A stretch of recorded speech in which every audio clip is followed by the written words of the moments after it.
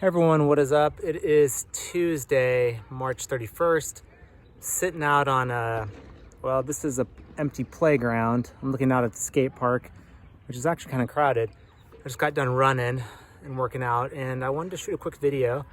And it's about a shift I've noticed in the last 3 weeks. It started happening probably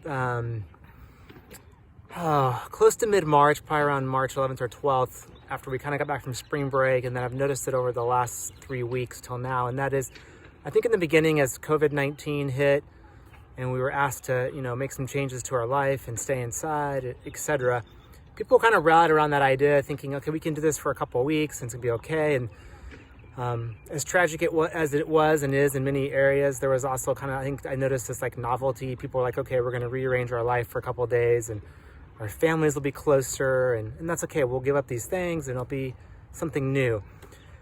But after 3 weeks, I think reality has set in for many people, and you look at the news, and we don't obviously know exactly how this is all going to play out, but if you look at some articles and look at some of the research and statistics and the modeling, is April could be a pretty intense month, and some are saying longer than that. And so there's this reality setting in that this could be pretty hard, pretty difficult. How it looks to each family, each person will be different in terms of how they experience it and where they live. But the idea that we're settling in for something much more intense, I think, is starting to kind of break forth towards people. And because of that, I've noticed an increase in what I would call just mental health disorders, primarily anxiety and depression. I think people were a little anxious before, feeling a little down about this, but now I've noticed a bigger shift towards full-blown depression, and just higher levels of anxiety. And so a couple of things I was thinking about you could do during this time is that are pretty simple to follow, but not necessarily easy to kind of carry through. But number one is, I think it's important to acknowledge the fact that you might be depressed or anxious. Just get it out there, put it on the table, recognize it, call it for what it is. That takes a lot of power away from it sometimes, just to name those things. If you're in a relationship with someone or a parent, a friend, you notice it in someone else, maybe help them call attention to it, ask them questions about it, ask them if they're anxious, ask them if they're depressed. Don't dance around those words, just get straight at them.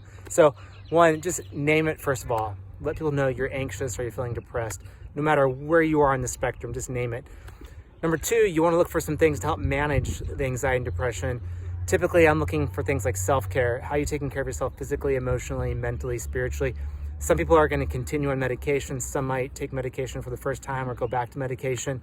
Some might need to talk to a counselor, either in person or virtually or on the phone, or just, talk to a friend through it. There's different things to do. And the third thing is, which I talk about a lot and write about a lot, is look for opportunities for growth. And that is, when you're anxious and depressed, remember, those are internal signals inside your body saying, hey, something is up, pay attention to me. And rather than just burying them and pretend like they don't exist, bring attention to them, bring light to them, and ask how they might be guideposts to what's going on for you at a deeper level. What emotions are they bringing up? What's the anxiety and depression saying about where you're at or what you're experiencing? How may you grow from this? As someone from a Christian perspective and coming from a community of faith, I'm always looking for opportunities about when I'm anxious and depressed, how may I grow from this in terms of my own faith experience? So name it out loud, especially with somebody.